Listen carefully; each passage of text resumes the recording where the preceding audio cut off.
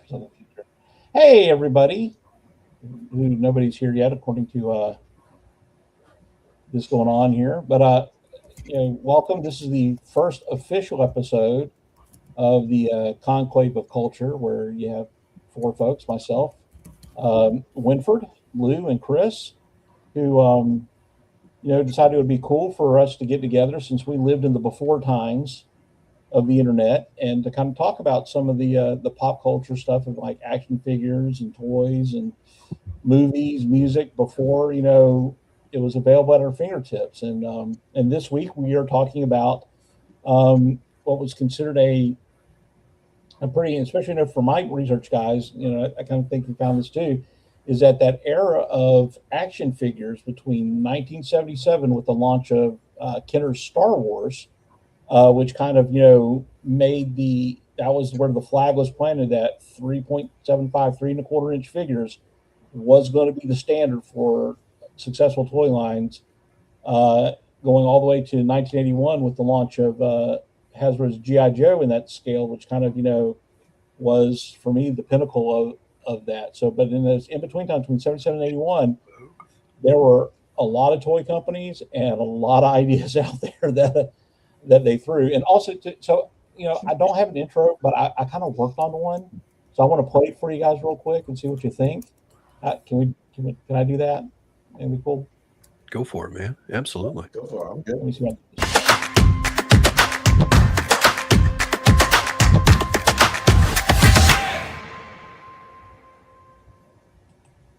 7 hours in Microsoft Clip.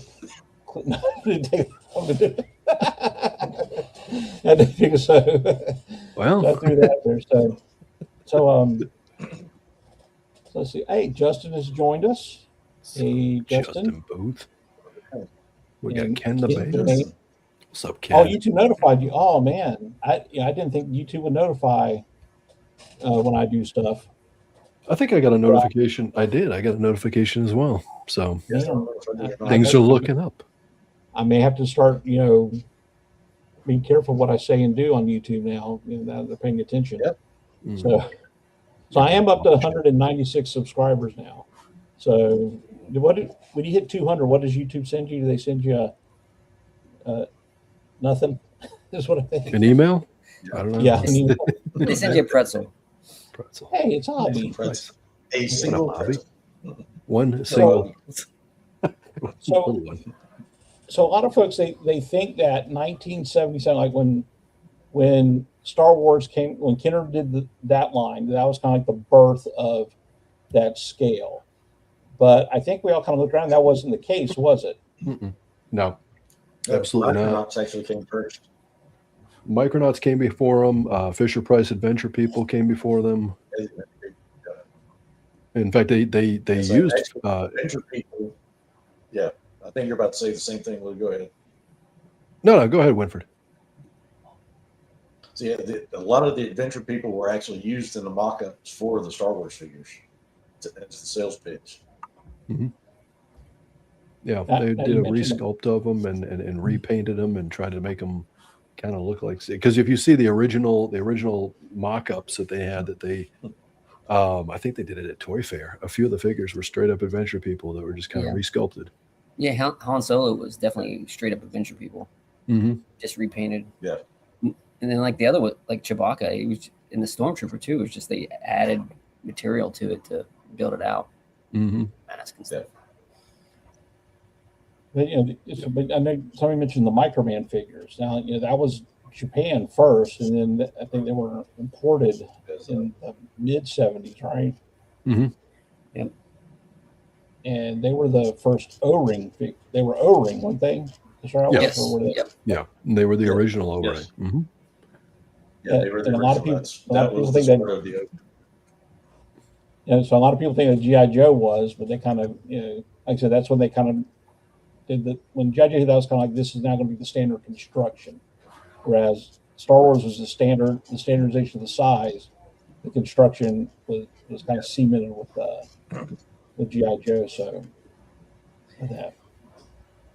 And I was big into Micronauts and Adventure People.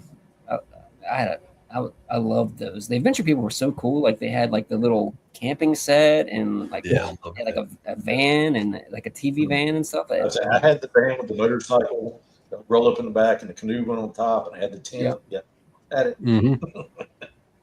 Oh yeah, I had the safari set. I had the dirt bike with the sidecar, and I'll tell you what, they had this. What was it? It was a parachute, right? And it was a fabric. That parachute, it was better than anything G.I. Joe ever put out for parachutes. Like I would always use that parachute when I was playing with parachutes. It was awesome. So, but also the Adventure People too. It was that, I think, like, who was that? Fisher Price? That was Kenner, right? It was Fisher Price. You're right. It was Fisher Price. Okay. So I can't remember. So and I was talking about this before. A lot of people don't realize though that back then there were a lot of toy companies. I mean, there were a lot of manufacturers, independently. It wasn't until much later when all this consolidation, started happening, where all these brands got absorbed into, the 2 to 3 guys that are out there now. So there's a lot of, so this also the thing with the Adventure People. One of their big sell points wasn't just the people; it was, like having a canoe and having a plane and having, it was the vehicle component of it. Because what good was having a guy if you didn't have like a dirt bike or right on. Where's the adventure with just a guy just walking, from place to place. But then Star Wars came along and kind of, that was the big, I don't think they'd ever had a toy line before then where people were willing to pay for a toy before you even got it. A year in advance, yeah. Well, yeah. I mean, we've kind of come full circle today. Oh yeah, we're right back to it. Yeah. If you don't pre-order now, you're probably just not going to get it. Yeah. But now it's more planned. It was more planned. That was kind of like them, that was kind of a Hail Mary, for them to do that. Now it's kind of a planned thing that, we can make people wait. But like I said, but then when Star Wars, because it was also there had been licensed products before that in that scale, but that was kind of like where both, the scale and the licensing thing kind of crossed each other. And toy companies began to understand we can make money off of, somebody else's idea. We just put out the toy. And so what you saw in that post Star Wars is you saw a lot of companies, they were basically searching for the next Star Wars property. Yeah. So Legacy was something that was just unheard of, and everybody thought he was stupid for doing it. He basically made all of his money off the toy license. Yeah. Everybody thought he was stupid or crazy. Yeah, well, he did a trade-off because they were way over budget. They ran out of money. He needed more money, so he gave up his rights to the box office in exchange for the toy rights and merchandising. Yeah. And he also did something that was highly unusual, was he licensed the likenesses of the actors as well. Because if you think about it, it was that card, the photo cards of them, when they used pictures of the folks from the movies. Because honestly, the technology wasn't there. Han Solo did look like Harrison Ford. Oh yeah, they're all soft sculpts and everything else. It wasn't about realism. It was just a.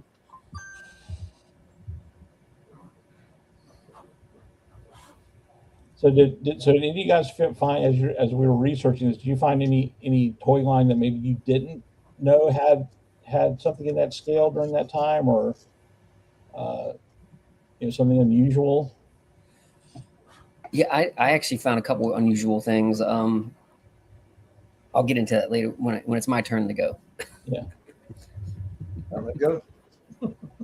Yeah. I was trying to get this slide. I'm not used to doing slideshows on the Mac, but I can do them individually, I guess. I'm not sure how this is going to go. Oh, we can try. Like I said, this is all we're still working, guys. We're still working this out. We're whenever you try something new, there's always a learning curve to it. Let me see if I can find it here. Dropbox photos. Sorry. No, that's okay. Well, so while you're doing that, because I'll tell you one of the more surprising toy lines, like Mego was kind of like the champ, then. Oh, here it is. But no, I was surprised. Like I said, to the one line that surprised me, they actually had several figures in it, and they did a play set. Was the Love Boat? Yeah, in 3 3/4 inch scale figures. Well, Mego was buying up every single license and property they could after saying no to Star Wars. So they were like, oh crap, we said no to Star Wars. And so every single thing that came down, they said yes to. It was really that simple. So yeah, the Love Boat had a whole line of figures. But Star Wars also forced them, though, to actually change. I mean, they had done a few 3 3/4 inch before, but their bread and butter were those 8-inch figures with cloth goods. Mm-hmm. And Star Wars pushed them to start looking more in the 3 3/4 inch, which one of them is, if I bring this up here, is stuff like this. Oh yeah, Buck Rogers was huge. Well, and the thing was, I didn't realize like how close, like, well, Battlestar Galactica, I guess somebody would pick that one, but Battlestar Galactica came out in '78, which was pretty much when the Star Wars figures were released, and I didn't realize they were that close together as far as the figures being out. Well, I don't remember that. I remember having both, and it's weird. Like I had a lot of these figures, but I don't really remember them like much crossover play, and like, so I don't know how I played with them, but I had like all the Star Wars figures, the first wave, but then I had all these other ones, and I don't remember cross play, so I don't know how I organized that or how I segmented my play time there. I think we're probably too young to even quantify that at that age. Yeah, I think I was in kindergarten with when the Star Wars figures came out. Yeah. See, I was about 5 years. I was an odd child, so I was 5 years old when Star Wars came out, and I was really big on keeping my different toys segregation of them. Because this was outer space, so like my adventure people didn't go over there.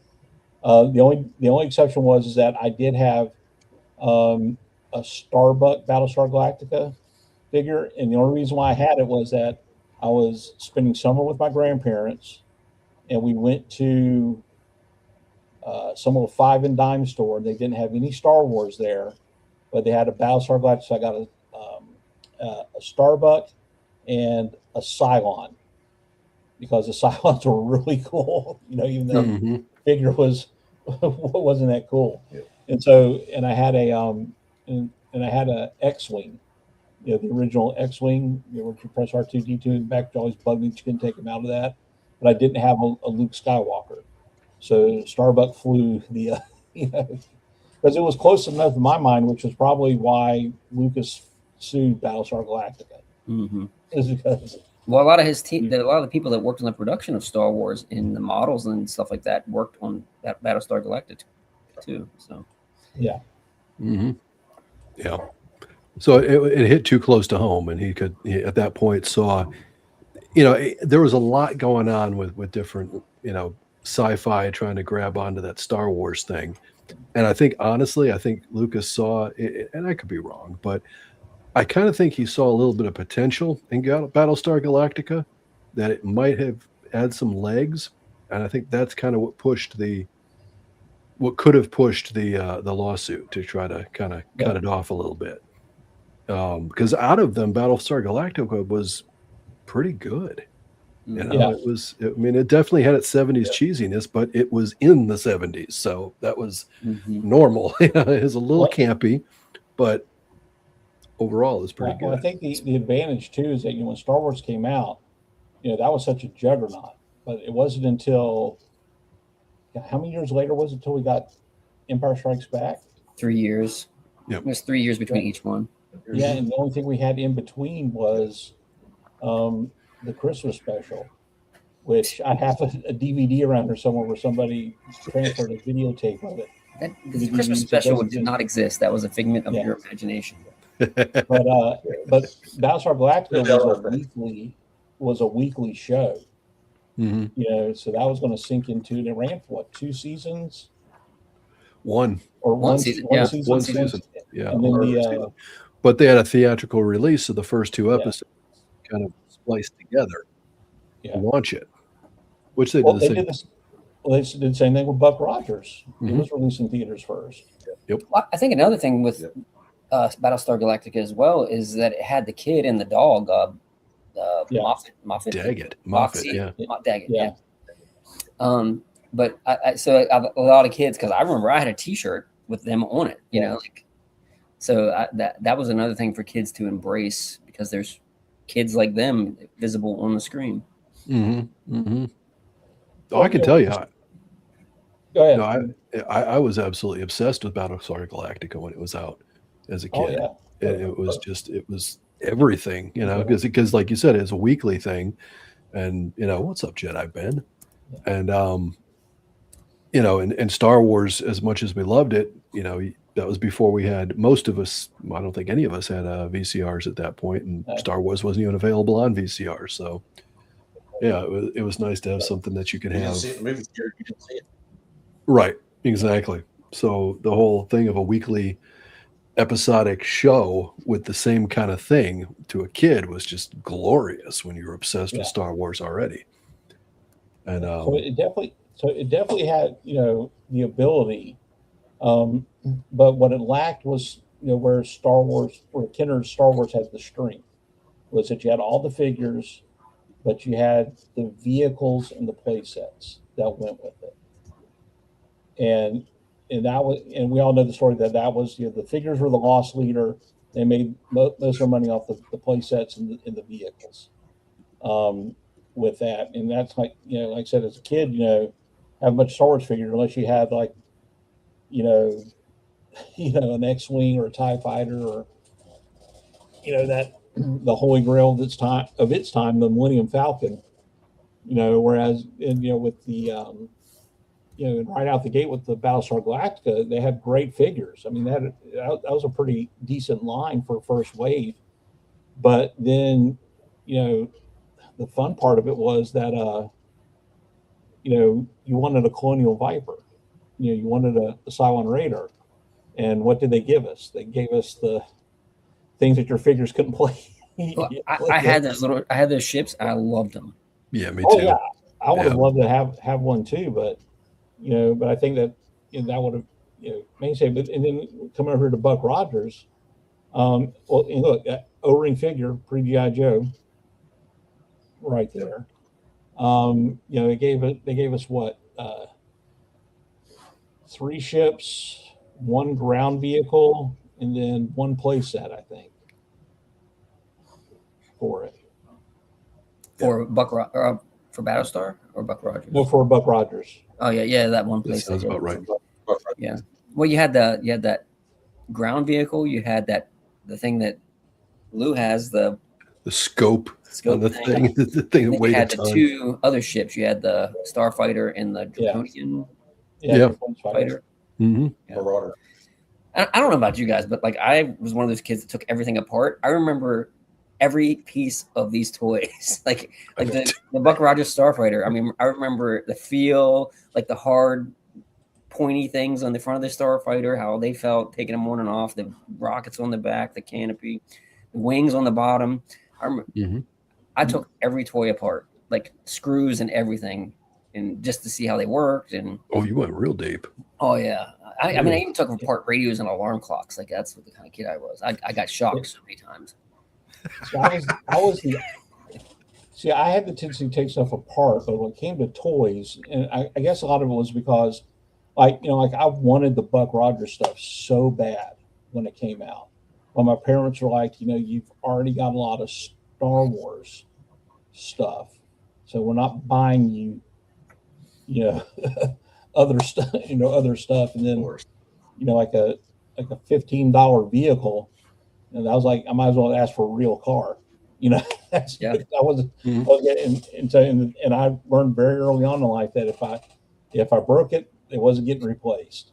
So I became very, very particular about my toys and who could play with them, and it was almost devastating if I lost a gun. Which if you own any of this, the guns were always so much that Hasbro. The smart thing Hasbro did with G.I. Joe was to put out the accessory packs, where you can replace some of that gear you lost. But Roger, and then like I said, but I think some of the reason why these lines didn't.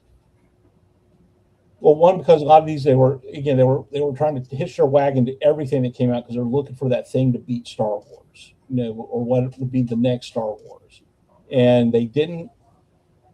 Even though Kenner was pretty upfront with how their model worked, these companies, I don't think they wanted to follow what was making that successful and put out the vehicles and the play sets to go with this stuff. So.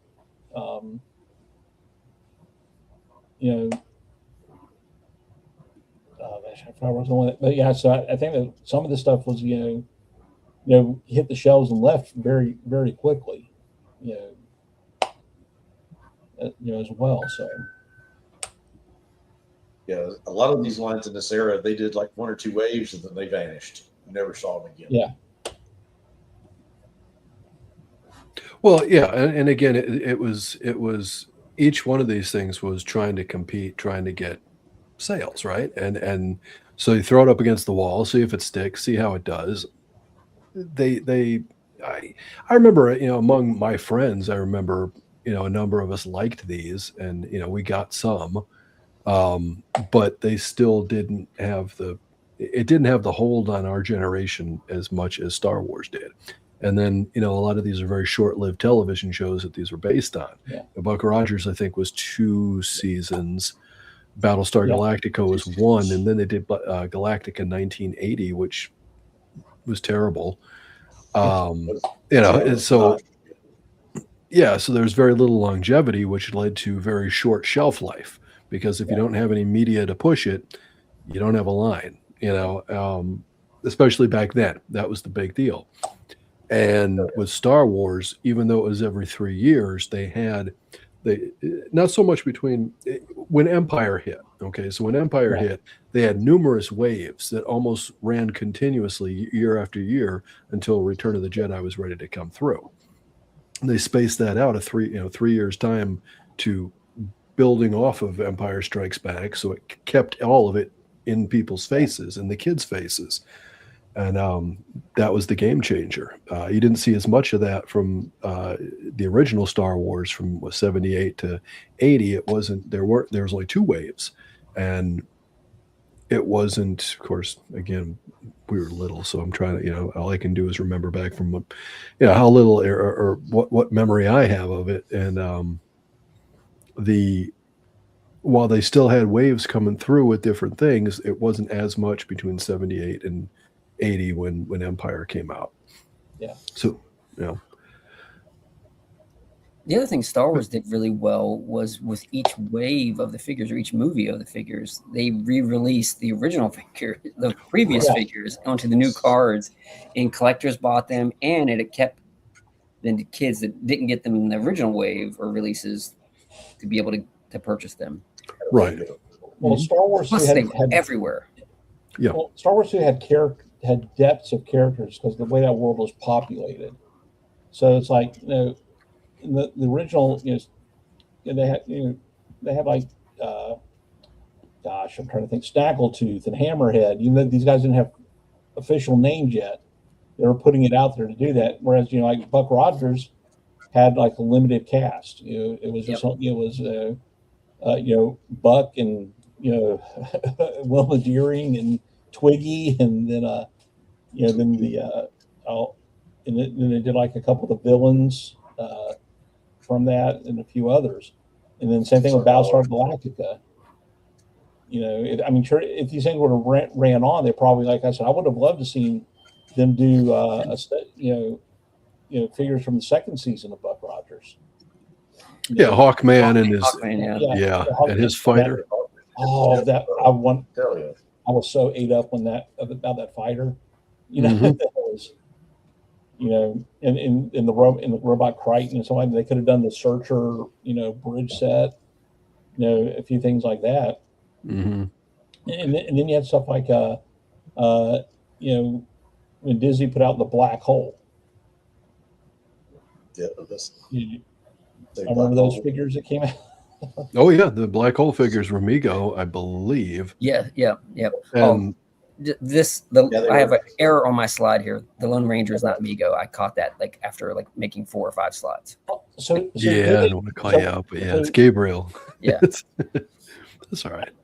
So before we started, someone was talking about, you know, because I completely, for some reason, that the Lone Ranger movie that came out then kind of was erased from my brain. They did 3 3/4 inch figures for that line. Oh yeah. Well, not. I don't know. I don't remember if it was specifically. Well, it probably was the movie because they did Lone Ranger, Tonto, Buffalo Bill Cody. Yeah. There was like 5 figures, I think. John Cavendish, who was the villain in the movie. There was a Christopher Lloyd figure. I don't remember what character he played though. I think that was Cavendish. Oh, was it? I'm pretty sure it was Cavendish. Okay. Yeah. And I think there was one more, but I can't remember. Was that Buffalo Bill Cody? So it was, yeah, I think you're right, Chris. There's like 5 figures, and that was it. And then the two or three horses. Yep. You had Lone Ranger and Tonto's horse. Cavendish had a horse, and they had like set. It was like a cardboard play set. Yeah. Okay. Mm-hmm. Yep. And I got some pictures of that in here. Yeah. Good. Yeah. Let's bring it up. Let's get to what else you got. I don't know how to change the slides, or if you have to change this, but I uploaded 10 slides. So I think I said so you can control the slides. Well, if you do it. Yeah, if you look on where it's shown under present, you should see it underneath you, Chris. Like you see you, and then you see your where it says present. All right, so if you hover over it towards the bottom, it should give you the ability to click an arrow to switch to slides.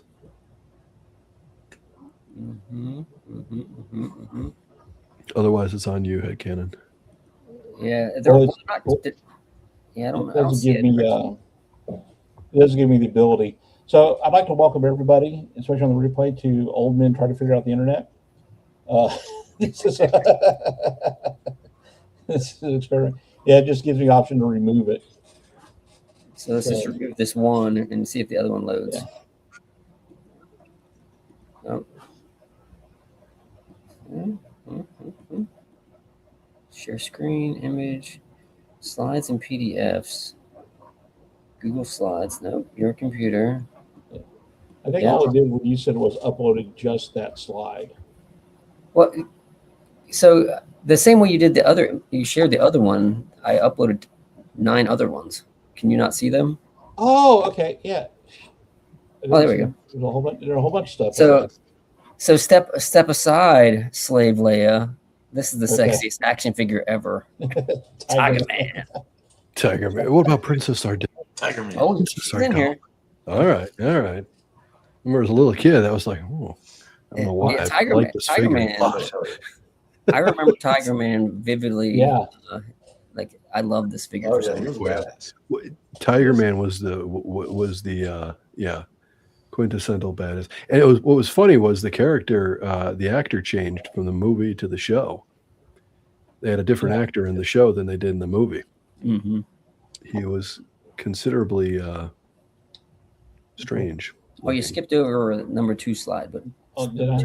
Yeah, because I deleted the first one. This is number 2. Oh, okay, there it goes. Yeah, it's a Tweaky. Yeah. So okay. So I had the Tweaky for. I think Tweaky lasted the longest out of all these other figures that I had. Like besides Star Wars and GI Joe, like Tweaky hung around for a long time. He had the screw behind the sticker on his chest. That didn't make it, but Tweaky stuck around for a long time. Very cool. Yeah, Tweaky is one of the few figures from that line that I never got. I never got Tweaky, and I never got Wilma. I think I pretty much had most of the others. I always wanted Tweaky. I was always jealous. I had friends that had. How did you not get Tweaky? I don't know, man. It was. I can't even remember. I want to say back then, my grandfather he'd find out I liked a line, and he would go to the store and buy them all. Yeah. And just put them in a box, and it's like, happy birthday. but I don't know why Tweaky. I didn't have Tweaky. I couldn't tell you. Maybe he had something know. against Mel Blanc. That could be. It could be. Well, I mean, it probably was, because some of these stuff, some figures would sell better than others, and probably because it was probably the Star Wars effect on this one with the little tiny robot, and plus he was the fun character, and it's probably he was the substitute kid on the show. Oh yeah, and Tweaky probably wanted it, right? And then but. People, there were peg warmers too back then. Figures that stayed on pegs. Oh yeah, Dr. Hewer was always sitting around. You'd have tons of Dr. Hewer sitting around. Yeah. Nobody wanted Dr. Hewer. No kid wanted that. I had Dr. Hewer. Did you? All right, nice. I don't know if I wanted him. I don't remember, but I do remember having him though. That's it. That's it. Exactly. Yeah, I think I had Tiger Man, Tweaky, Buck, Killer Kane, and Hewer. I think that was the ones I had. Okay. Well, everybody wanted Buck and Twiggy so they can go out there and have their adventures fighting Tiger Man. Nobody wanted Grandpa back home. Yeah. Telling them to be cautious, Buck. It's all. Yep. And I remember there was that one bald old guy with the goatee with the yellow cape. I can't remember the name. Oh, Emperor or somebody. I had that one. Oh, okay. And I used him a lot as like an evil villain in Star Wars. Because it kind of worked. It was just some old guy. I think I pretended he was the Emperor for a while until we actually saw who the Emperor was. Yeah. No, you know who I used as the Emperor?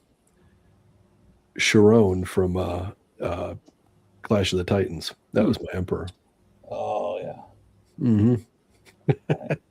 The skeleton with the robes. All right. Well, let's see what's the next one you got here. Oh, so here's the. There you go. Oh my gosh, that figure did definitely not do her justice. No, I mean if you could actually zoom in on that, man, her face is not good at all. Yeah, well, it won't let me, and I think that's a good thing. Well, they had like just little pinholes for eyes. They never even had eyes painted in. Yeah, it was an odd choice for sure. That was. I had the bad guy soldier dude too. I can't remember who that was. Wasn't the Draconian Guard? Yeah. That was the first one I got. I loved that one. Oh yeah. I saw the pictures and I thought mine had more like the pictures I found online. Like they had like goggles on, and it was just the goggles were black. But I thought mine had like the forehead was black too, but maybe not. I mean, I tried to find one like that. I see that's in my memory. That's the whole from the goggles up was black under the helmet. Okay. So do y'all think that if they would have gotten a few more seasons out of this, that this toy line would have continued, or? I think it depends on what they developed for characters. Because if you look at the line is based heavily on the first two episodes, which was the theatrical release. And you could argue that those were the most interesting figures or interesting characters overall from a toyetic standpoint. Because if you look at how the series played out, there weren't that many bad guys or villains or whatever that had a real toyetic aesthetic to them. They were just kind of, villain of the week type things. Yeah. Mm-hmm. Everything is really Buck, Tweaky, Wilma. Mm-hmm. I mean, even Tiger Man didn't last, or Dala disappeared. We couldn't get the Gary Coleman figure. Yeah. Oh, see, that would have been cool. But probably licensing there. Or the Marquee Post. Yeah. Oh yeah. Figure. Oh, that's right. Yeah. I'll take that one. But so I get that, and probably because there was a lag time between the theatrical release and them releasing on TV. So we know how long it takes to develop these. So so probably you couldn't turn and back then a lot of folks, it wasn't like they would go and film an entire season at once. That's why you had that that summer break, is they would film a few seasons and then put them out weekly. Then while that season's premiering, they're out there filming the rest of the season back then. Right. So you really couldn't keep up with that, which probably is the reason why something like Star Wars was a better bet, because you had everything right there in the movie. And then when it became a franchise, it's like you just wait a few years, you had enough figures to produce, then the next installment would be out, and you can work on it with that as well. So, but what I really like about this line is it's kind of like the precursor. I mean, like it's pretty much GI Joe, like the first wave of GI Joe, like the builds. It's crazy how Mego and I guess it's all based on Micronauts, but I mean it's just spot on the articulation and structure of the GI Joe figures. Right. Well, it was even better than the first series of GI Joe because all they had was the straight arms, and these have bends at the elbow. These are the same. Bend at the elbow too. Yeah. Yeah. Well, not the first. Well, they didn't that's right. They didn't have the swiveler. Yeah, swivel. Kung Fu battle grip. Yeah. Yeah. I mean, they were identical essentially, but what GI Joe figured out was they made the hands so they could actually hold something because these things never really had hands that could hold anything. Yeah. Like that was one frustration I had with these because the very first figure I got was a Draconian Guard, and the gun was glued to his leg, and I'm like, I can't use this. Yeah. And he couldn't hold it.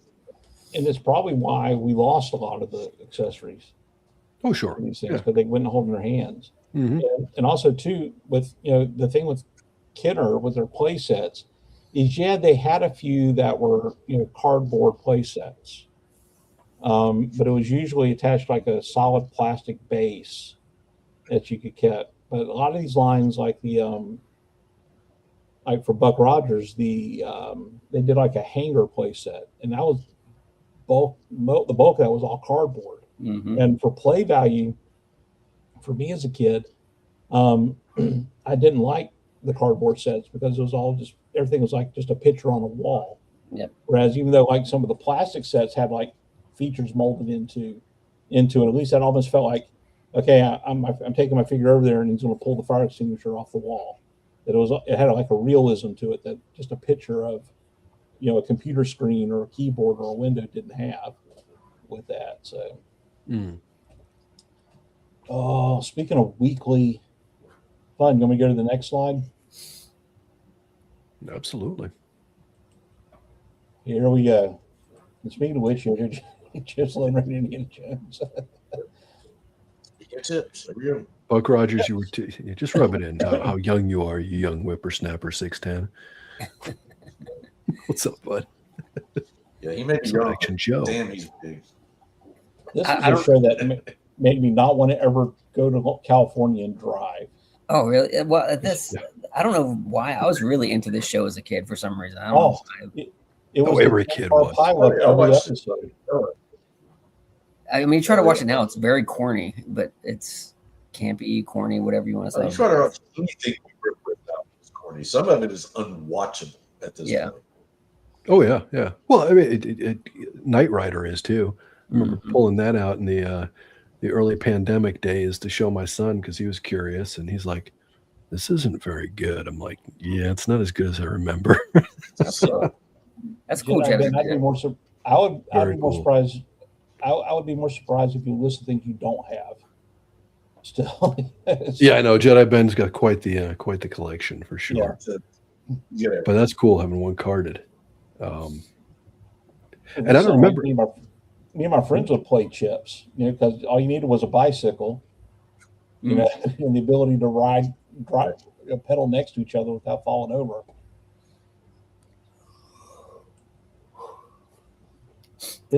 I'm assuming they did the motorcycle for this. Yeah, it's in the next slide. Yep. They sold them separate. They sold a 2-pack and they sold the motorcycles separately. Yeah, I remember that. Oh, okay. Oh, wow. They had a 2-pack with both figures and both motorcycles. I didn't know that. And I don't know if I remember this incorrectly or not, but I seem to remember one of my neighbors had this set.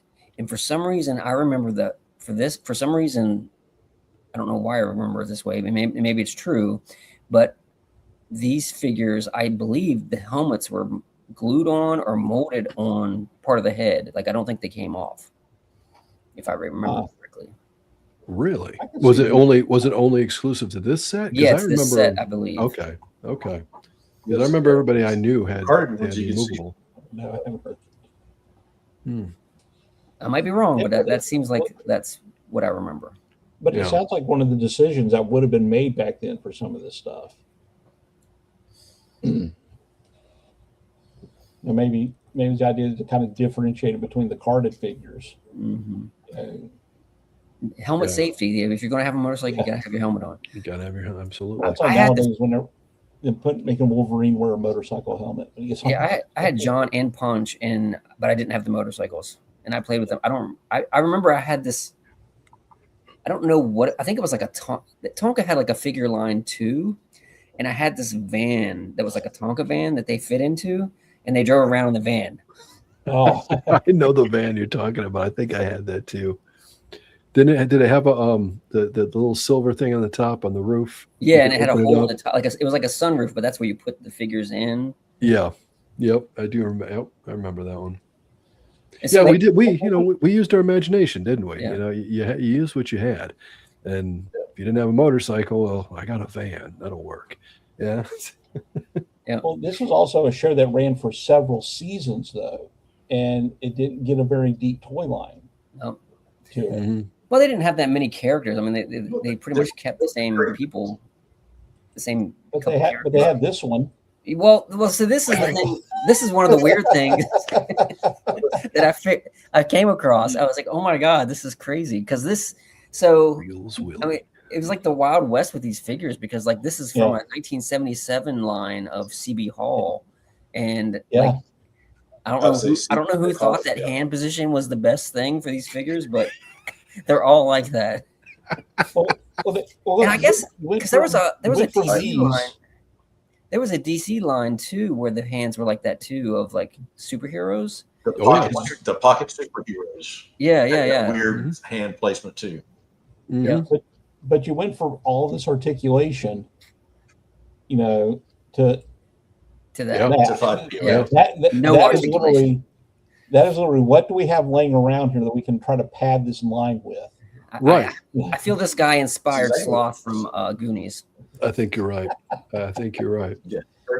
I wonder if this was like figure from something else. This literally was like where they would just Well, you'll see it on the next slide, like what the line it came from. But like instead of one-eyed Willie, it's Feels Willie. Oh my God, they're all like that. Look at them all. They're having a party. I can't, man. I can't with that. Oh my God. My childhood is burning. My childhood is burning. Wait till you see a slide of Robin looking like that.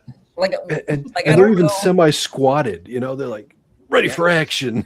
Well, they were supposed. It was a line that came with semi trucks and other vehicles like tow trucks, and I guess they were made to sit in the trucks. Yeah. Yep. But it's just odd, like an odd pick. Like you could have picked any other Mego figure and changed the head or something. Well, I wonder if this is like inspired. That there was nobody putting out BJ and the Bear figures. So that and that seems to be like all the rate.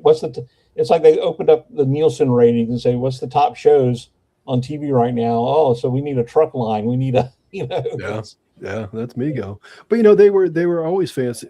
These lines based on TV shows that didn't really have any villains. So they if they made a toy line like this, it would always be a bunch of generic villains, right? I mean, bad guy number one, and there was always like Snake, right? Every freaking line had a bad guy named Snake. Yeah. How come Rockford never got a toy line? I'd buy a Rockford figure. Get me Angel and Rockford and that car too. That was Yeah. I see. There's Ace's next toy right there. We need the Rockford Files car. Yeah, actually, their Rockford is being remade. I think it comes out next year. Yeah, I saw that. I'm always a little iffy when they do stuff like that because that was just very much a product of its time. Yeah, I don't know how a private eye would work now in LA. Yeah.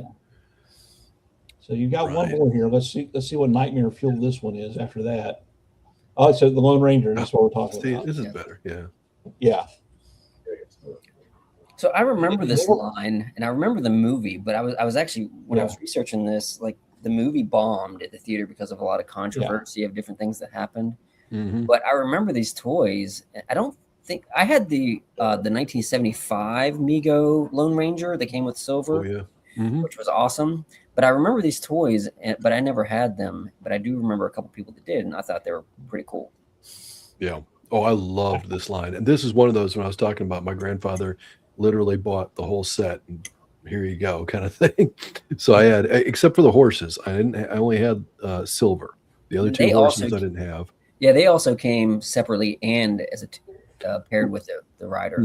Yeah, they had the deluxe set with that, and the Western Town was a free mail away, and yeah, and it was actually really impressive for what it was, because while it was cardboard, it was you could fold it, bend it into, so it was kind of three-dimensional and functional. Like one of my favorite things was it had the swinging doors for the saloon. And you could move the doors. I mean, it was cardboard, so don't get me wrong, you'd rip them eventually, but it was still very interactive, as opposed to a lot of these cardboard sets that they had. Well, the thing with the Western Town set is this is actually how they would Hollywood backlots Western sets were just a series of false fronts with it, True. Yep. And the only thing I learned from this movie is that they did do, I thought his origin was pretty gruesome, where they showed him as a Texas Ranger and he was shot to death. He was shot, and Tonto comes in and that whole thing saves his life and puts it together. So that's one I've forgotten about. I wonder, it's got to be on streaming somewhere, I would think. It's a tough one. I remember at one point I think you could find it somewhere, and I'm sure you probably still can.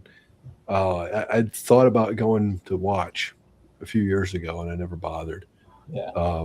But yeah, the thing I loved with these figures too was they had functional holsters for their weapons, which was like Lone Ranger. You could stick his two guns in the holsters, and they would stay in there. And for the time, that was just unheard of. And so instead of spending the money on articulation, they spent it on the usable holsters, which all the Star Wars figures that had holsters, you couldn't use. Yeah, but keep in mind too, these all had bendable knees as well. Yep, they had functioning knees, so they had more articulation than Star Wars figures.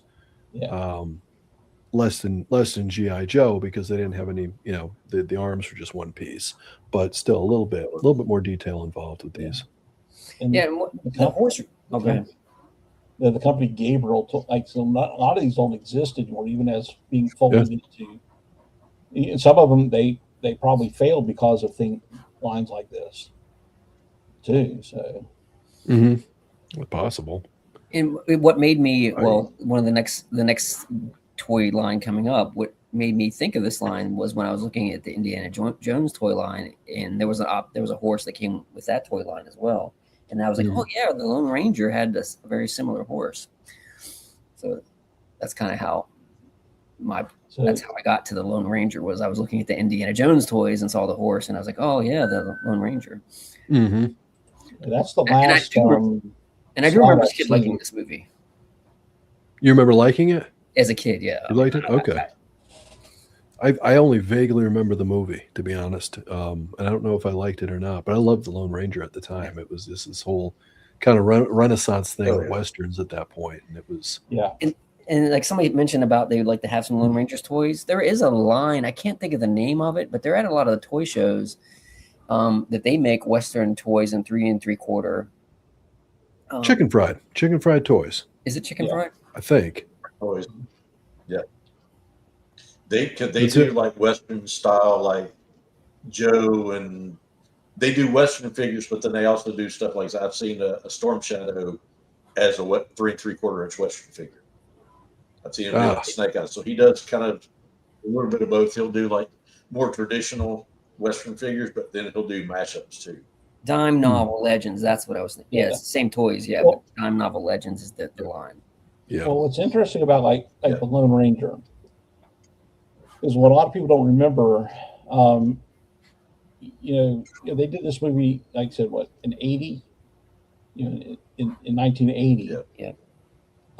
For based on the strength of a TV show that was like in the early 60s, was it? Earlier than that, I think. It was like but the thing was that we also lived during the time of the rise of the UHF stations. And UHF stations, because they weren't network affiliates, their bulk of their program was these old shows that used to air on TV. So I remember watching the Lone Ranger shows on our local UHF stations. So it was kind of like something that everybody knew about in the culture. I remember when this movie came out, my dad was really excited about it because he watched the Lone Ranger as a kid for that. So, so I'm seeing that's the last slide I see, Chris. I wonder if I hit a limit with my free StreamYard. Let me see here. Let me see if I did. Yeah, I didn't upload the other ones yet. Oh yeah, so there's other ones. I got to remove some of the earlier ones. You can only I can only upload 10 images. Yeah. I'm kind of cheap. That's a great movie. I'm cheap. I only use the free StreamYard. Yeah, there's only 2 more. So here's one. All right. And then boom. There we go.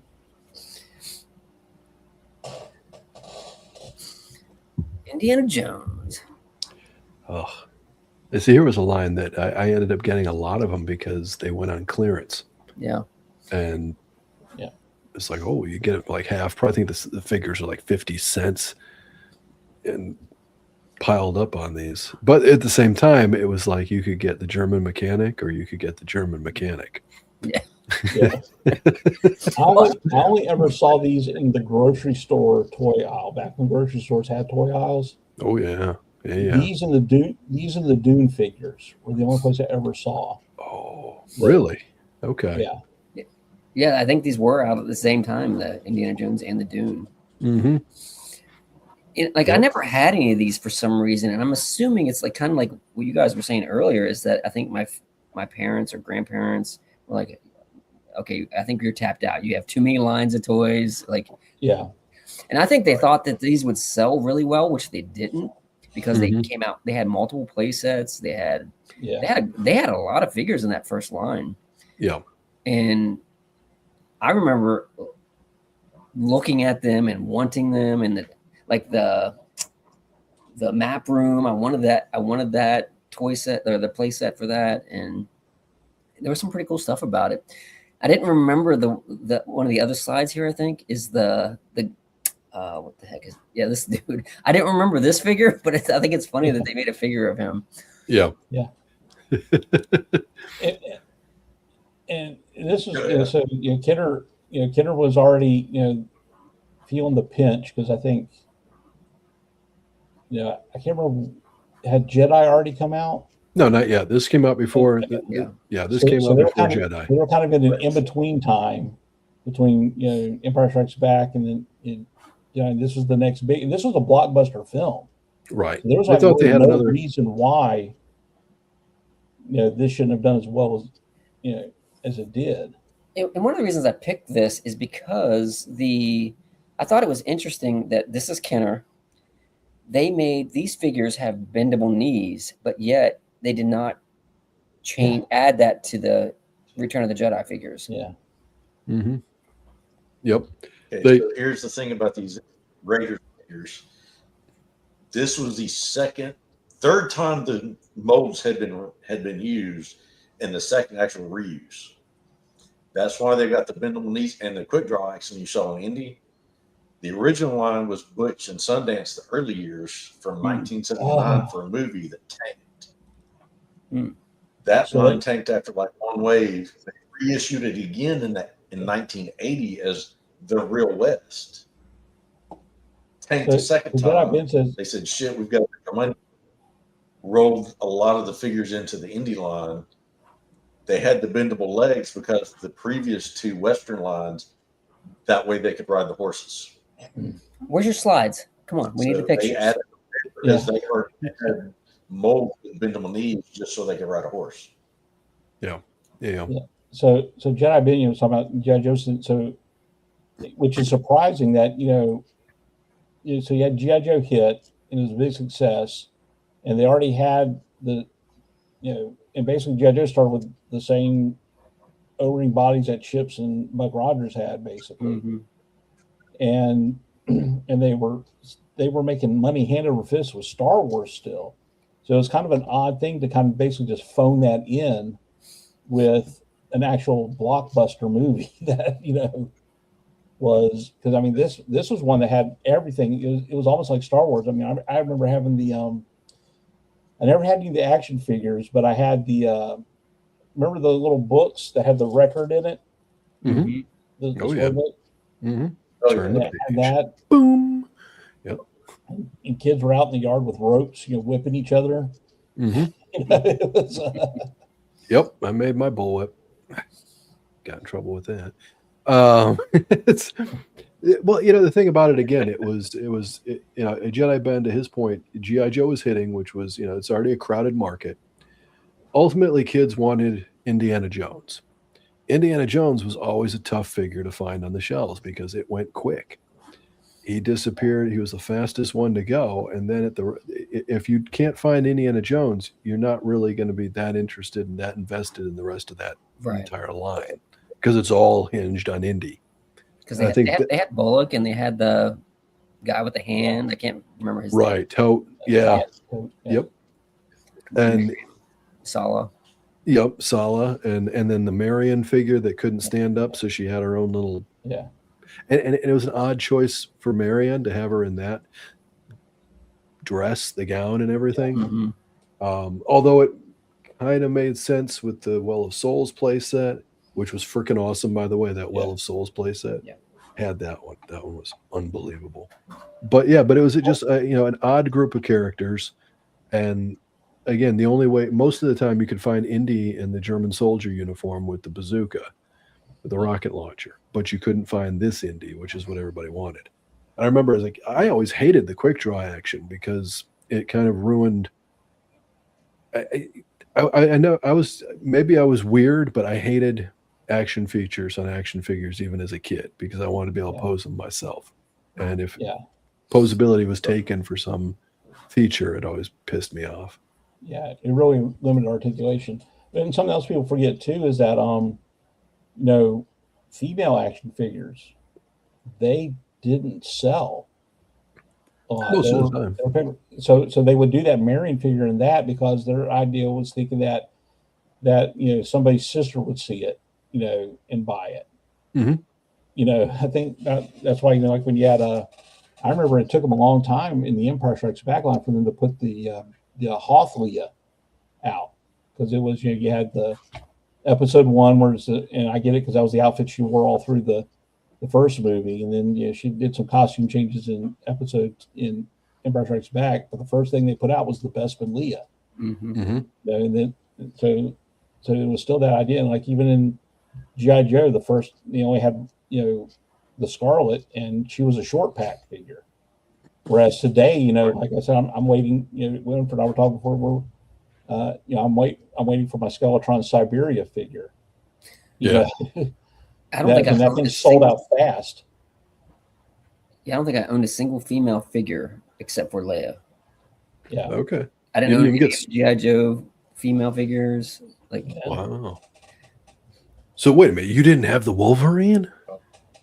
The cover girl? No. Ooh.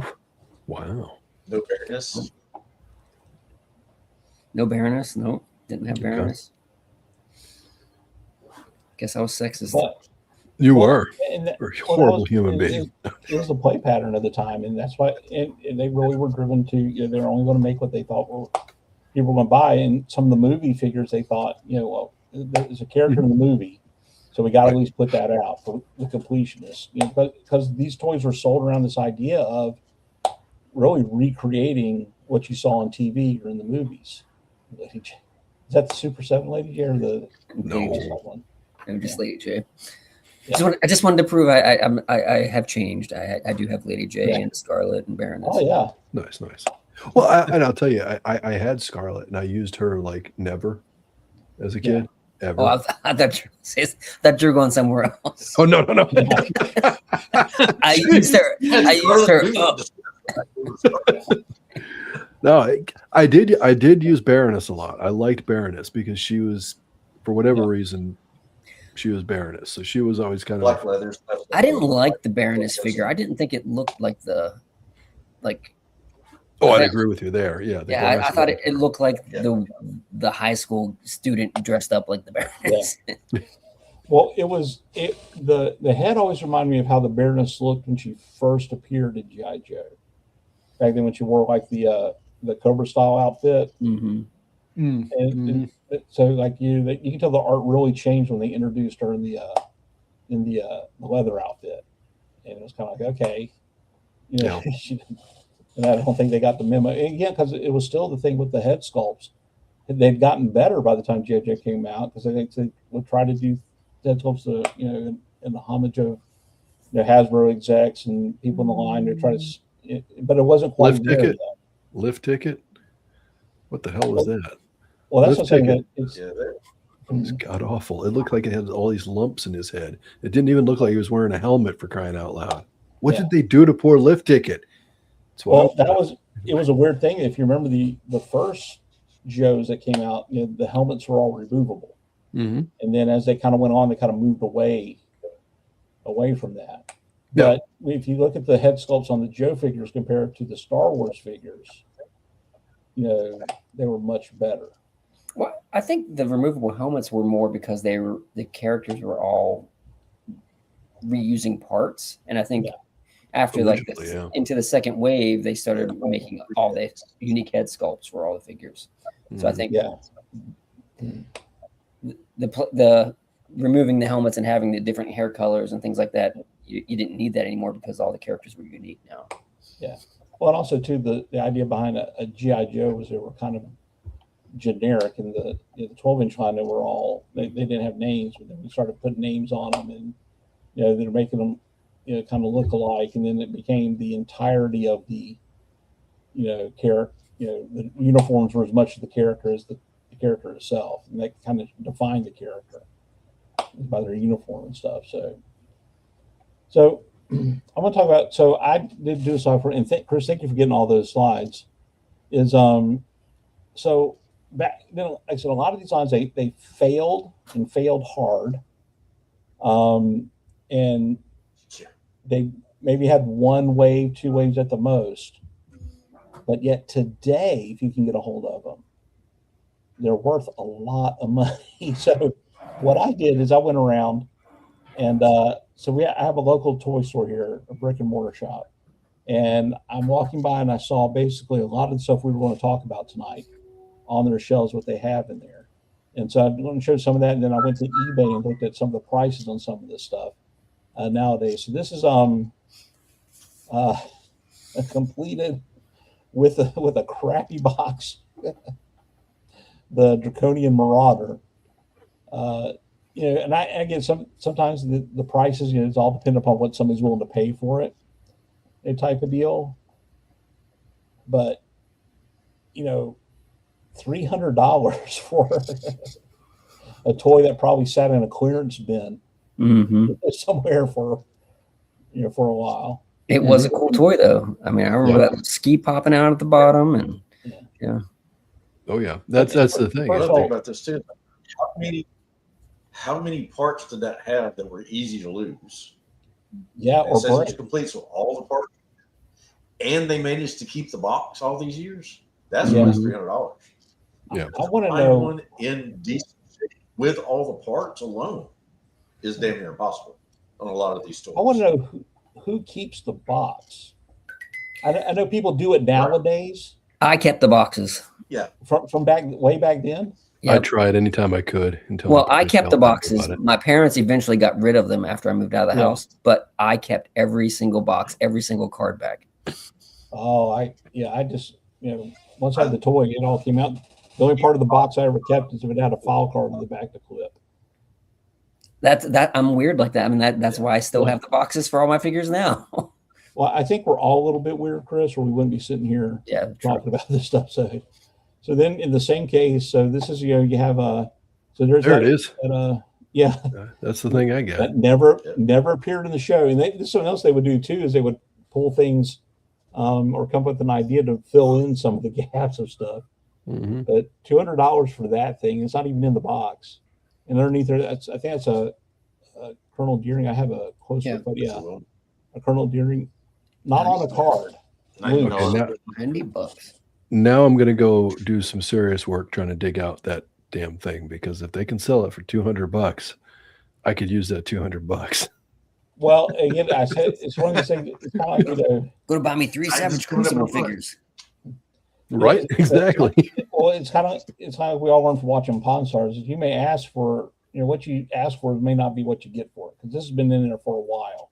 Oh yeah, but yeah, you will get really somebody that has, first of all, $200, and one of them that really feels they need this thing. And I can't tell. I think this was one of the other. I can't tell if that's a Battlestar Galactica figure or another Buck Rogers figure. With that might be Killer Kane, maybe. I think it is. Yeah, I think it is. Yeah. Yep. Because he had some Battlestar Galactica stuff mixed in there. Oh, then he had this. Yeah. Oh, it took me this. I love this show.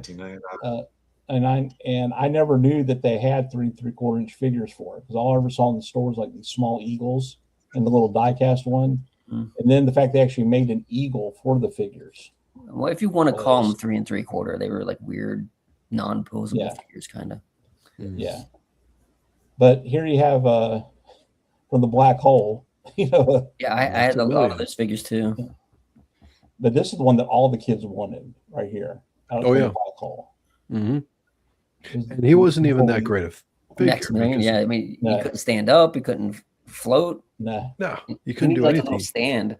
Yeah. You couldn't even move the arms, which was like, how are you going to not even move the arms? How are you going to play out the famous scene? Yeah.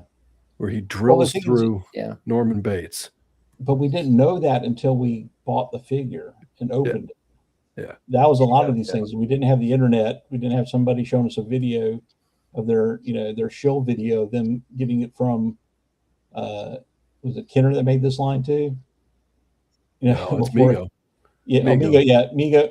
I mean, Mego said this to me in the mail today. So here's how. It was 1979. This line came out in 1979. Mm-hmm. And they utilized a lot of Micronaut style, like the robots that had the guns. I forget what they called them, but they had the Micronaut hands that would kind of just clip on, and they had the rotating ball joint wrist. Yeah, Micronauts was way ahead of its time. Oh, it was, yeah. Where it was. What's the next one here? So this is off of eBay. So this is Duke's Hazard. Oh yeah, Daisy Duke with they wrote. I just noticed the shorts on this. Yeah. And the only reason why this is $750 is because it's still on card and they had it graded. That's the only reason why. Because I saw other examples of this on card and the card isn't nearly this nice or loose, and it's like $50 around for a carded one, about $40 for a loose. It's interesting. Loose one. I do not remember this figure at all. Did they have another version of her with jeans on? They may have. It's possible. So it's hard to find pictures of the card backs, though. That was one of the hard things to find. And then here's the Love Boat. Well, the card backs were nothing, if I remember correctly. They didn't even have anything on the back of the cards. It was literally blank. Some did and some didn't. Okay. So, and I've got an example of a card back for one line here, but so this is one. Oh my god! I think this was the original price tag. So this was almost $4 for an 89 figure, but eventually it was clearance out at $1.09. Yeah, I think this is Canada too, so that may be whatever. That could be why Canadian is. Yeah, because I don't remember 50 cent American. Yeah, I don't remember them being any more than like $1.50 for these figures when we were kids. I could be wrong, but he would have thought. I just pulled up that Daisy Duke figure and zoomed in on it. It got hit with the ugly stick. Yeah, well, of course it did. They all did. Yeah. well, for some of these, it was just all about getting something that remotely resembled it onto a card. But I don't know who thought that, and they made all these figures, all these guys. Yeah. The 6 right here and a play set. They made the place. Who was the one who signed off saying this is the thing kids want? Yeah. They want to see a show about people in their 30s going on boat, and we never got a Charo figure.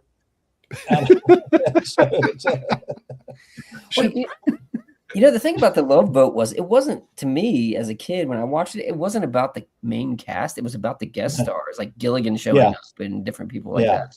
Yeah. That's what I liked about the show that I watched with my grandmother. Yeah. Hey Johnny, let's grab our cruise activities director figure and go see the bartender. I don't remember one friend having or wanting Love Boat figures. Not one. No, and I do remember seeing them. I don't even remember seeing them either. Yeah, I do. I remember seeing them going, why? Just because I just walk right past them. It's just like you'd see them in a quick, and you're like, like, were they near like the G.I. Joe and whatever? Or? If I'm trying to remember, because was it before G.I. Joe? There was this may have been in the girls' aisle. This may have been in the girls' aisle. This was the way my because I remember when we had it when our Toys R Us first opened, and we had one, and it wasn't that close, but it was close enough that every now and then my parents would bring us, very rarely. But I remember there's this, as soon as you walk in, there's this long hallway of nothing. Okay.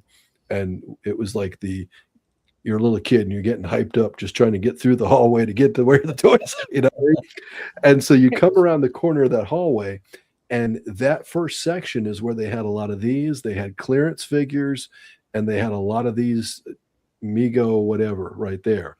So you had to get around that to go back around the corner to see where the Star Wars and G.I. Joe and all the good stuff was. Was that hallway like the Battlestar Galactica launching tubes? It felt that way. Yes, 100% it felt that way. My parents were like, walk. I'm like, I can't walk. I got to go fast. I don't think this is something that a kid ever wanted. This looks like something more like your aunt comes over for your birthday party and your mom says he plays with these little small doll things. And he's like, oh, this is what this is, Yeah, and you open that up and you're like, shit. I really hope I'm getting the Cobra Fang this year, and you get Julie. I'm so glad I got Isaac. And honestly, I think Isaac is probably the coolest of the entire line. But he would be a pig farmer today. You didn't have the pointing figures on them though. I've seen it. So. Yeah. See, somebody needs to revisit that and give us an Isaac with the pointer fingers. He comes with a bar towel. Yeah. Taking off his glasses. So I think the next slide is so this is another. We're sitting here making fun of it right now, but if like somebody like Ace put those figures out, they would sell out. Yeah, maybe. We'll see how it goes with the Dukes of Hazzard figures that he's got coming. Yeah. They do look good though. I think they look way better in person than they did in the original images I saw. Like seeing them in person, they look awesome. Is he redoing a vehicle for it? Yes. He's doing the Ramen Racer. He's doing it up like the General Lee. It got up. It's also updated from the original version. Yeah. Oh, okay. Mm-hmm. Yeah, so they did have one vehicle for the Black Hole. I don't think we ever got anything with the Cygnus. This never got released. I'm curious. I do not remember this. No, it was. I think I've seen it on packaging before. Right. It was put together. It was in promotional images, but it never got released. So I'm curious as to what exactly this is, because the actual toy was never released. It was even promoted, but it never made it to the. Now I'm reading it says it's a fan made Palomino.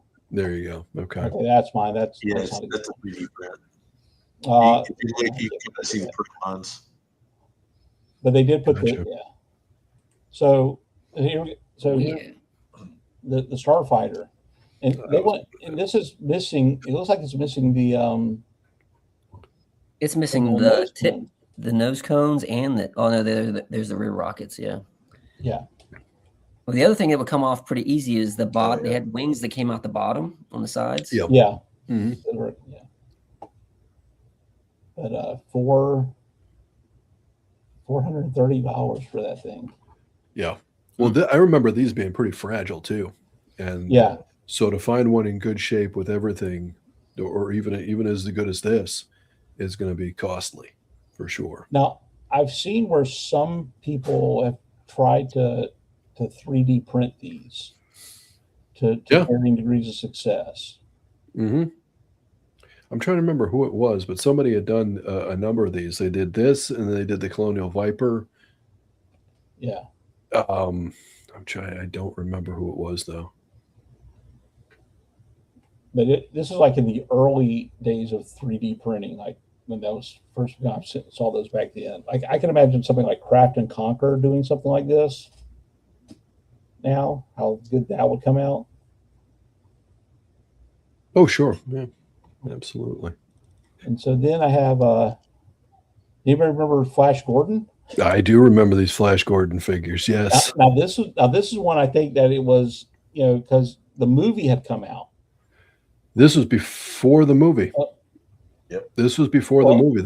Go ahead. This was based on.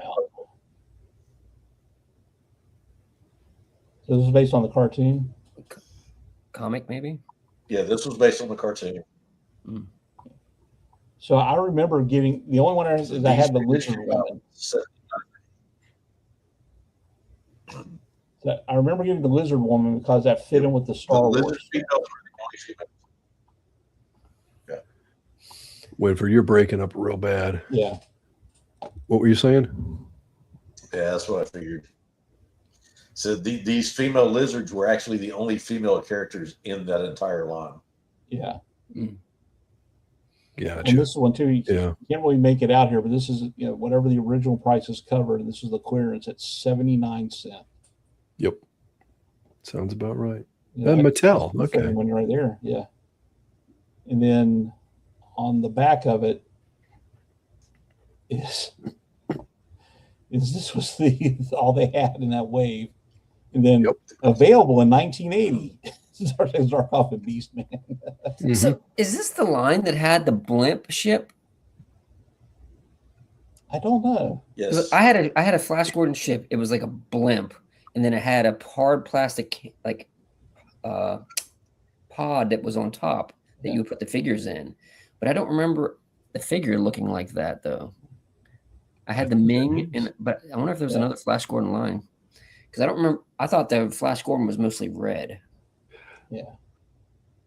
The only one that I really remember from this was the Lion Man, because that was the one that, like, for whatever reason, as kids, we all thought that was the coolest freaking thing, and everybody wanted it. That's about the extent of what I kind of remember the lizard person, but only vaguely. The lizard one was a peg warmer, and I got it because it was like there was no Star Wars figures on the shelf. And I really wanted something, and I was like, okay, I'll get this because I think, this would fit in with my Star Wars. And it went into my Star Wars collection. Because, again, it was a female figure, so, like I said, it was warm in the pegs. But this was the entire line right here. Mm-hmm. And this is the only way you knew something else was coming out, too. So I did have that blimp ship is from this line, 1979 Mattel Flash Gordon rocket ship. Yep. And the Flash Gordon looks, because I just pulled it up, it looks like he is different from what's on the back of that packaging. He is mostly red, his whole red arms and shirt. That line actually had 3 waves before it got canceled. Really? Oh, it did? Okay. Yeah. That's Well, in two, it's like you noticed that it was all artwork on the back for the upcoming figures. Yeah. Whereas it was Star Wars, it was they actually put photos of the figures for the cross sale on the back. Yeah, and when they got to the second wave of the original Star Wars, because the first wave they only had, like, of course it was early production, so they didn't even have the figures finished, so they did the painting or graphics or whatever. Mm-hmm.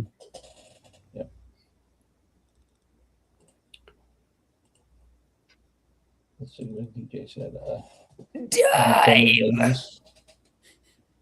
And Shogun Warriors. They had the die-cast metal ones, but Shogun's Warriors is a good one than Star Wars. Mm-hmm.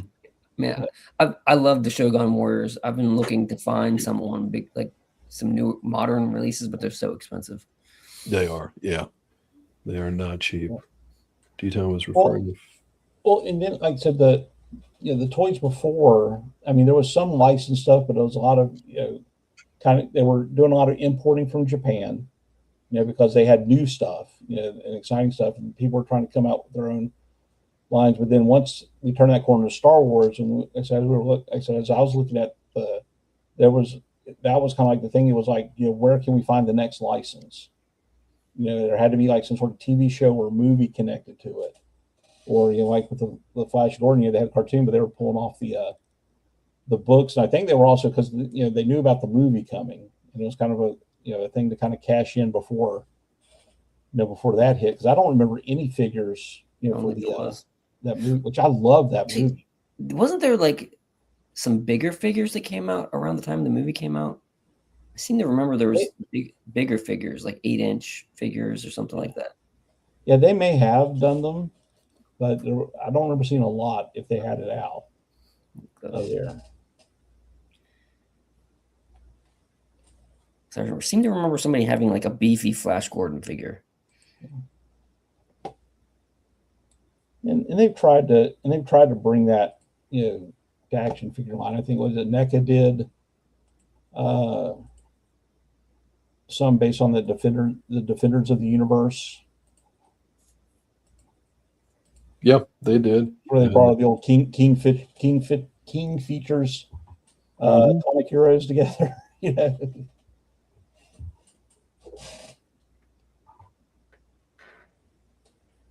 But it was a crazy time, and like I said, we saw there's a lot of winners and losers, and some things may it would be cool to see them make some of that again. If there were some things that deserved to fail and to die. That which kind of makes me wonder why you get all these folks that every once in a while they'll scream at for Hasbro or Bobby or Big Bad or something like that. Hey, grab this license, do this, and say, no, there's a reason some of these weren't successful, folks. Mm-hmm. Right? Yeah. I mean, most of these would not make it in the big market whatsoever. They are very niche, and while a number of us do like them, we are a very small number of people. Yeah. That's the thing. Like, I would love to see a Clash of the Titans. I would desperately love to see a Clash of the Titans, more based on the Harry Hamlin Clash of the Titans movie with which they had 3 3/4-inch figures for that line. They were shit. Yeah, they were terrible. Yeah, they weren't good. I had all of them. Except, I didn't have the Kraken or any of the. I had all the figures. There were four figures. Yeah. But no, they weren't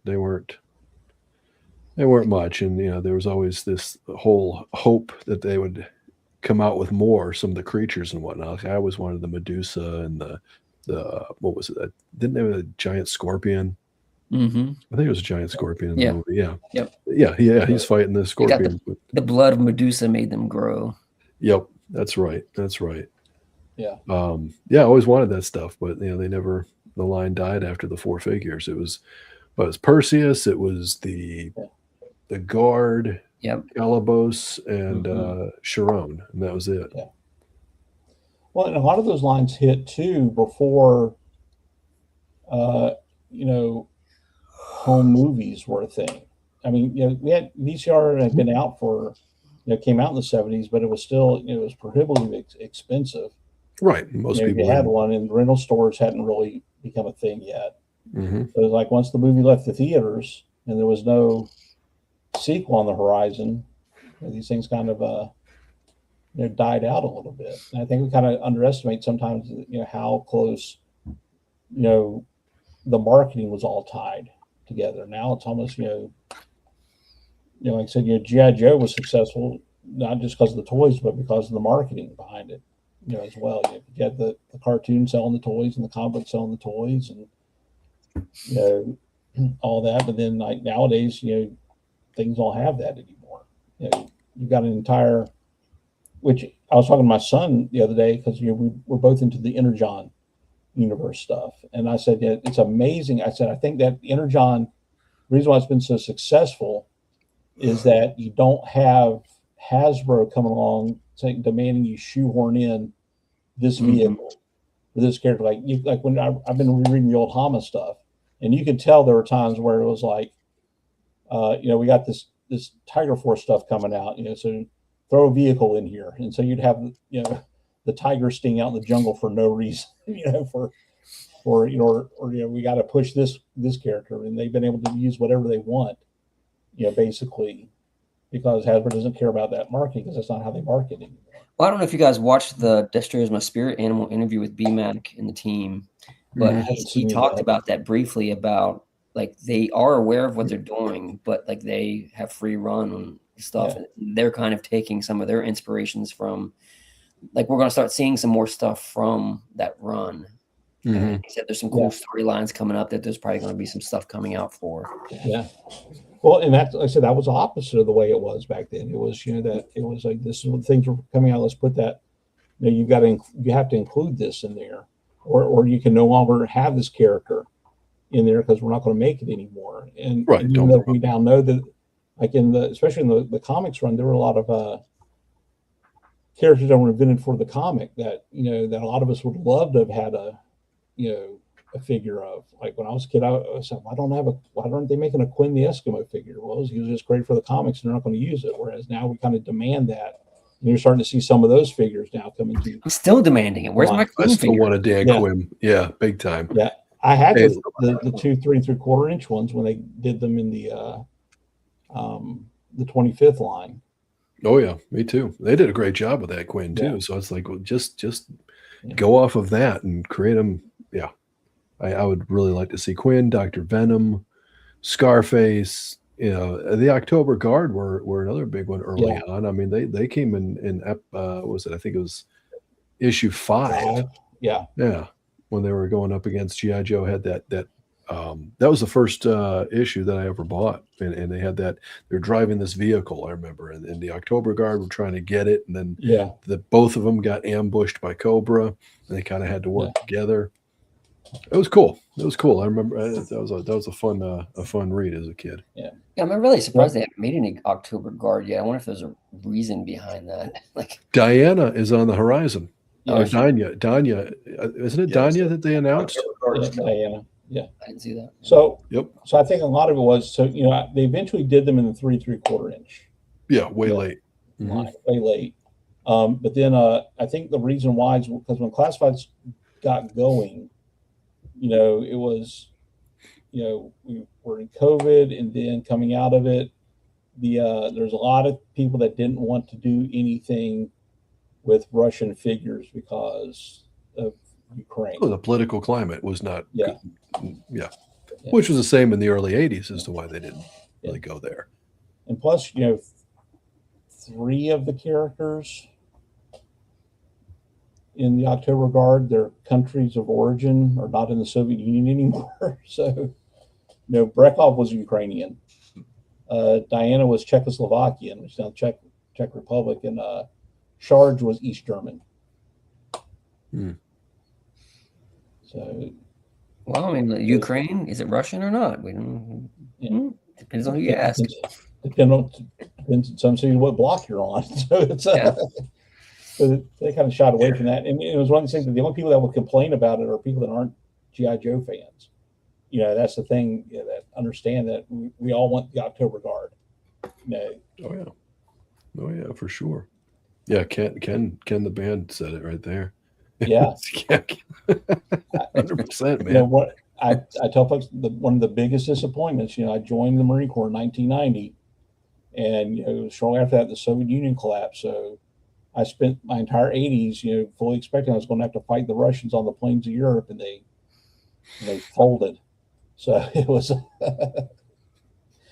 it was a promise. So guys, I had fun tonight. What about you guys? Yeah. Oh yeah, absolutely.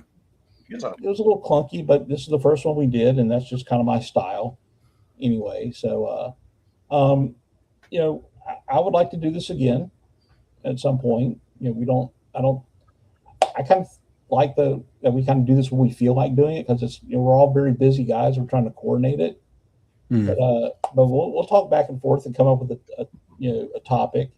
But I kind of like this idea of focusing on some of the forgotten areas of pop culture. With that, I know I learned a lot. A lot of things I thought I knew. As you do a little research, you remember them wrong because your 8-year-old, 10-year-old brain, wasn't developed, or you didn't have the vast knowledge behind these things that we do now as well. So I thought it was I thought it was fun. Mm-hmm. Absolutely. All right. So Winford, you got anything coming up besides work? No, not really. Right now, you'll find me on Instagram, Magna_figure_photos. Posting toy photography 4 days a week, Monday, Wednesday, Friday, Saturday, various chats throughout the week. You just really kind of never know where I might pop up. All right, sounds good. Lou, I know Avi keeps you busy. Over there at Figure Fight Club, and I appreciate him letting you out of your cage to come on here and do this on my channel. Just to make it clear, Avi's not my boss. He doesn't pay me. This is purely volunteer. So it's slavery. It's purely punishment, self-punishment. So thank Avi for letting you out of the Figure Fight Club sweatshop tonight. There you go. Yeah, well, apparently this week I'm trying to do what I did a few weeks ago, which I regretted a few weeks ago. I'm doing it all over again. This last night I had jumped on with Sudahuba on his show. We had a good time. It was a good chat. It was kind of a last minute thing, but yeah, tomorrow night, open mic night. I'll see you guys there on Figure Fight Club. Thursday night, Taking the Shot. I got Chewy as my guest. No Chewing. Who's a fantastic photographer. I've been looking forward to getting him on the show for a while, and we were able to put that together. Friday's Plastic Journey. Our guest is Mary Foxfire.